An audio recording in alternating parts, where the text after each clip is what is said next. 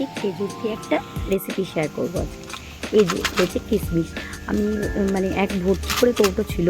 যাই হোক, আমি প্রত্যেক দিন রাত্রেবেলায় কিশমিশ সাথে খেজুর রোজ রাত্রে ভিজিয়ে রাখি, সেটা রোজ সকালে অন্যকে দিই। 4 থেকে 5টা কিশমিশ আর 2টো করে খেজুর। আচ্ছা, নাশপাতিগুলো আমি কেটে দেখো ছোটো ছোটো টুকরো করে ভালো করে ধুয়ে নিয়েছি।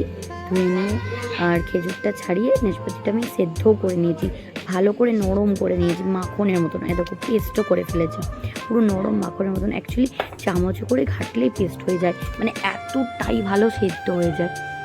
তো আমি এর সাথে একটু 2 চামচ মতন ওটস অ্যাড করব। তোমরা তোমাদের প্রয়োজন মতন পরিমাণ মতন অ্যাড করে নিও আর কি। তো আমি অল্প অল্প করে সব কিছু খাওয়াই, কিন্তু অল্প অল্প পরিমাণে খাওয়াই। যদিও দেখো আমার পরিমাণটা অনেকের বেশি মনে হতে পারে, যার বাচ্চা যেরকম খায়। আমার কাছে এটা একদম ওর কোয়ান্টিটি ঠিক আছে, কারণ আমি 2 থেকে 3 ঘন্টা, প্রায় 3 ঘন্টার গ্যাপে ওকে খাওয়াই, তাই জন্য। তো মোটামুটি ওটসটা ভালো করে সেদ্ধ হয়ে গেছে, নাশপাতির সাথে মিলেমিশে একাকার হয়ে গেছে। এরপর আমি ওই খেজুরটা, ভিজিয়ে রাখা খেজুরটা চটকে পিউরি বানিয়ে নিই, সেটা আর কি এর সাথে মিশিয়ে দিলাম। এর সাথে কিশমিশটাও আর কি পেস্ট করা আছে খুব ভালো করে, ঠিক আছে। ভালো করে রাত্রেবেলা ভিজিয়ে রাখলে প্রায় নরম হয়ে যায়। হাতে করে চটকে নিই, উপরে চালটুকু যেটুকু ফেলে দেওয়া যায় ফেলি, বাদ বাকিটা আমি অ্যাড করলাম।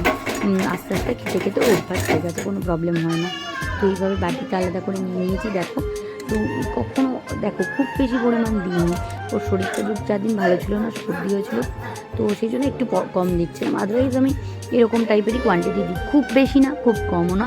মোটামুটি 2.5 থেকে 3 ঘন্টার গ্যাপে ওকে সলিড দিই, 2 ঘন্টার গ্যাপে ওকে দুধ দিই, মানে সলিডের 2 ঘন্টা পর দুধ দিই, সলিডের 2.5 থেকে 3 ঘন্টা পর সলিড দিই। তো এই একটা ছোট্ট রেসিপি তোমাদের সাথে শেয়ার করলাম।